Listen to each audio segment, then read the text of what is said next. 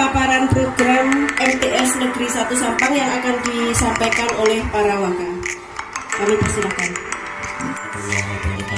Waalaikumsalam. Hamdan tayyiban mubarakan fihi, salatu wassalamu ala Rasulillah wa ala alihi wa sahbihi wa mawalah. Ibu bapak yang dirahmati Allah, pada kesempatan kali ini saya akan menyampaikan paparan program kegiatan keagamaan yang dilaksanakan di MTSN 1 Sampang. Ya. Di madrasah kita ini beberapa hal yang akan jadi pembiasaan dalam kegiatan keagamaan, yaitu yang pertama mulai dari doa. Doa ini adalah ujung tombak dari segala perbuatan. Dimanapun, kapanpun kita berada, insya Allah doa ini harus kita laksanakan. Ya. Karena dengan doa, insya Allah semuanya akan menjadi sukses dan semuanya akan menjadi lebih mudah. Nah, karena di sini adalah madrasah, maka doa itu akan kita laksanakan di awal belajar. Jadi pagi kita perdengarkan ayat-ayat suci Al-Quran. Semoga dengan mendengarkan ayat-ayat itu hati para siswa ataupun mungkin masyarakat kemudian bisa mendapatkan rahmat dari Allah Subhanahu wa taala.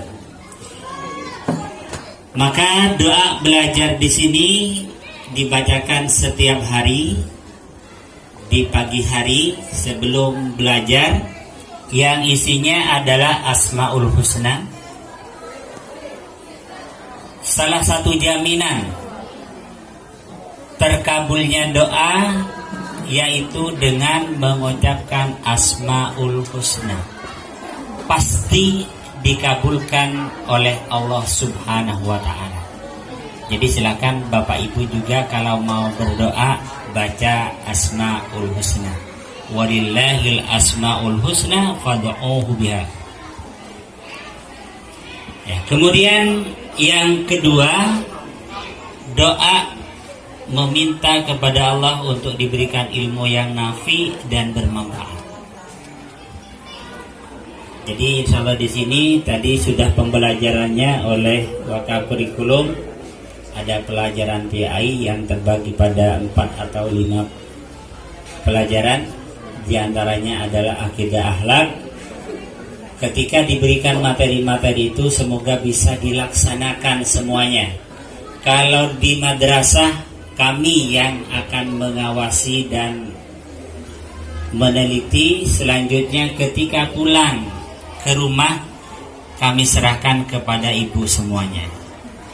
Kemudian yang ketiga, dijauhkan dari akhlak yang buruk. Karena untuk saat ini perilaku anak-anak muda ini sudah banyak terpengaruh oleh tontonan.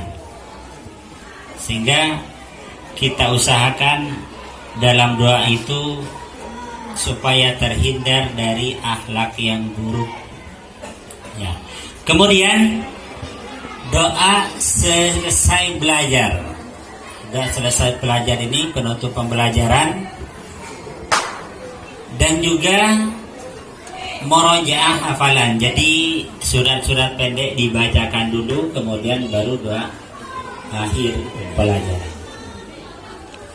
Karena di awal dan di akhir, di antara adabnya adalah kita berdoa kepada Allah Subhanahu wa taala. Kita mulai dengan basmalah, setelah berakhir alhamdulillah. Lanjut. Kemudian yang kedua yaitu salat. Salat Bapak Ibu tadi sudah menyaksikan waktu istirahat.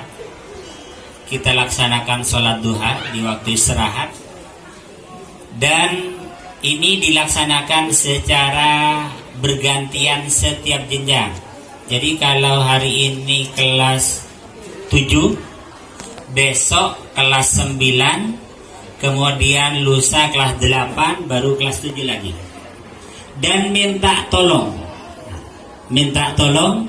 supaya diperiksa atau ditanyakan kepada putra-putrinya apakah sudah membawa mukennah atau sarung atau tidak. Jadi kami menganjurkan dan meminta kepada seluruh siswa supaya yang putri membawa mukennah, supaya tidak ada alasan untuk tidak melaksanakan sholat, supaya semuanya bisa melaksanakan sholat duha ataupun yang kedua yaitu sholat duhur berjamaah. Dan untuk yang putra bisa ditanyakan juga atau bisa disuruh untuk membawa sarung, karena ada beberapa siswa yang beberapa kali kemarin tidak sholat alasannya najis. Di sini kami sebagai pembelajaran tetap menganjurkan untuk melakukan sholat berjamaah dan di rumah kalau memang najis untuk melaksanakan sholat kembali. Jadi tolong ditanyakan kembali untuk yang putra, sudahkah melaksanakan sholat sesuai dengan yang dianjurkan di sekolah atau tidak. Jadi di sini sholat ini dilaksanakan untuk duhanya waktu istirahat, dan sholat duhurnya itu dilaksanakan di akhir pelajaran. Jadi 20 menit sebelum para siswa-siswi pulang, maka yang mendapat giliran ini diminta untuk melaksanakan sholat duhur berjamaah. Dan minta tolong sekali lagi supaya peralatan sholat ini untuk dikontrol atau ditanyakan. Kadang untuk tahfidz di sini tadi sudah disampaikan sedikit oleh wakil kesiswaan. Untuk tahfidz dijadwalkan ini setiap Senin jam pertama bergantian dengan upacara. Jadi setengah bulan sekali. Jadi kalau tidak upacara tahfidz, kalau tidak tahfidz upacara. Setiap hari Senin dan hari Sabtu. Ya, untuk setiap harinya itu dilaksanakan seusai istirahat.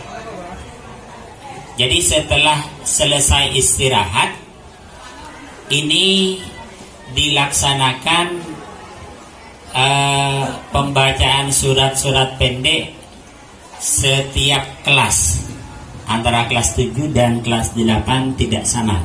Maka di situ untuk semester pertama ini yang kelas 7 nanti minta tolong juga bisa dicek ke putra-putrinya sudahkah ini diingat atau tidak, yaitu dari surat An-Nas sampai surat Al-Bayyinah. Nanti di semester 2-nya surat Al-Qadar dan surat Al-Balad.